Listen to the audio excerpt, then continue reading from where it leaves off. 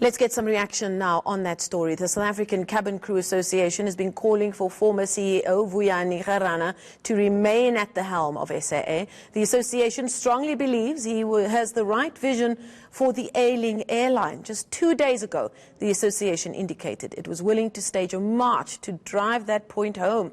I'm joined in studio now by the Union Secretary General, Mpho Moikonyao. Thank you so much for joining us. It's been a dramatic week at SAA, hasn't it? Very. And I think that everybody was taken by surprise that we have a union that's willing to go and march and protest for a boss not to leave. Yes. Tell us why. I think what we need to learn, and it is a new generation, as we see in politics, that the youth is here, the youth wants to take over. And as the South African Cabin Crew Association, the unique that focuses strictly on cabin crew members is that we're not only saying that the CEO must not go, we're saying competence.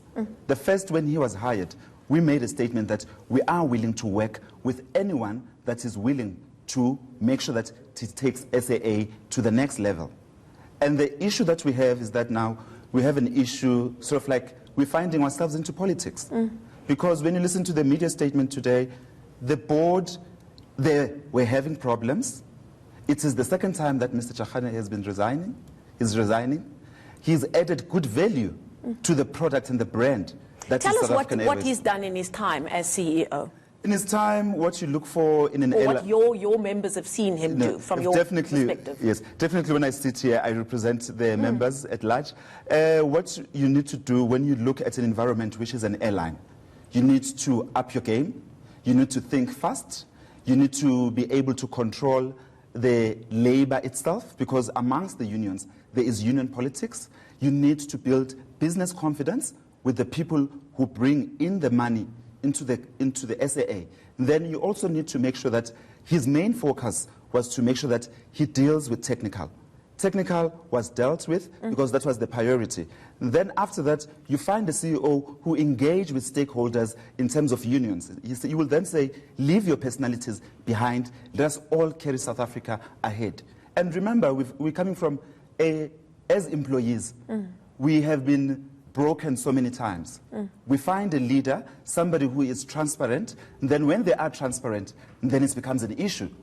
Are we then saying that South Africa, at the end of the day, when it comes to transparency, we are not going to want transparency? It creates a problem as members. Now, on the back of what the SAA board saw as a dramatic or overtly dramatic and irresponsible resignation letter, in that letter, he says that he did not get the support that he needed from the board, that it took too long for decisions to be made, etc., etc. The board has answered and said that he's had more support than any CEO behind him, and he just wasn't coming up with the results fast enough, and that from a financial point of view, it was far behind where it was supposed to be for the turnaround strategy. What is the union's opinion on that? Our union's opinion is that as SACA NOMSA, is that we're of the view that, first and foremost, the board must not make any favors for any CEO.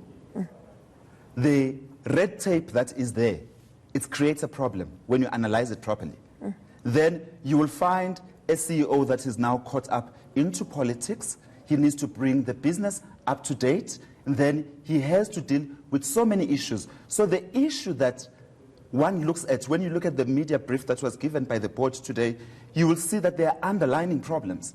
Bigger problems that are bigger than Jarana. Maybe he was willing to manage those problems. The board itself, they need to be accountable at a certain level, that they need not to make any favors for any CEO. Now tell me, if you believe that he was the best person for the job and he had instilled much needed governance, corporate governance that was needed and had been lacking for the last while at SAA, why do you believe his resignation was accepted? Do you think he was worked out for another hidden agenda?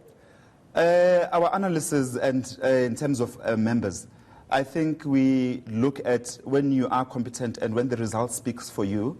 I believe that in a way he was worked out, because based on the fact that now they are saying he must not continue for 3 months, he will be giving advice. I mean, to do a proper handover. To do a proper handover, and they, in a manner, they are saying that they want to charge him for they believe that he has leaked the resignation letter because the chairperson is the only one who had that letter. So it's a hearsay story, and now she said, and now they're finding a reason to say that no, you must stay at home, and which is still a wasteful expenditure. And now they've gone and held meetings off-site at another place, and all of that kind of thing. Now, today they announced an acting CEO in Zux Ramasia. Your union not entirely happy with that appointment? With Zux Ramasia, I think what we need to do as a structured union and with our members acting with responsibility is that we wouldn't want to sabotage the board or the shareholder. The only problem that we have is that when you allow people to act for a very long time, it then becomes a problem. What support are they going to give Ms. Zux that they were not giving the Jarana? Are they going to be doing favors for Zux and not doing it for Jarana? You cannot run a business like that, especially where the rent, the rent picks up. That's where you're operating, so you need to make decisions. And at the same time, when you make decisions, you're told that you've not followed a certain process, or one moment you should have followed that process, you must think out of the box. I think in South African Airways, a position like CEO position, they must not be micromanaged, because the results to this issue, and there's always four sides of the story. There's your story, my story, the truth, and who accepts the truth. Indeed. And now, your union obviously would want your members to stay employed by SAA as is. There is talk that the way is being paid for SAA to be privatized. What is your union's stance on that possibility? Yes.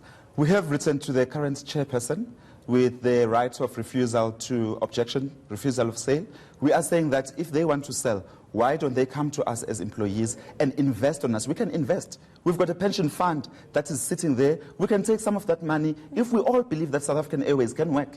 It's employees. Today, we attend meetings each and every day. It's people who are passionate, who are saying that we want to be led in good leadership in terms of let's leave politics, let's run SAA as how it's supposed to be run. So I think the issue, more than anything, the how things are done.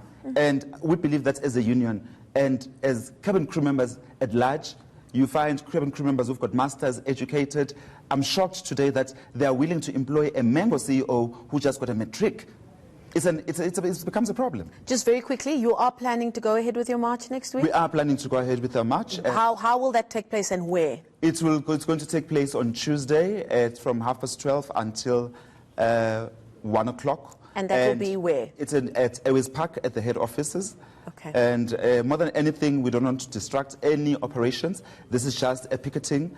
Our members during the meetings we've held with NUMSA and SACA, our members are saying that, you know what we want? We want to be led.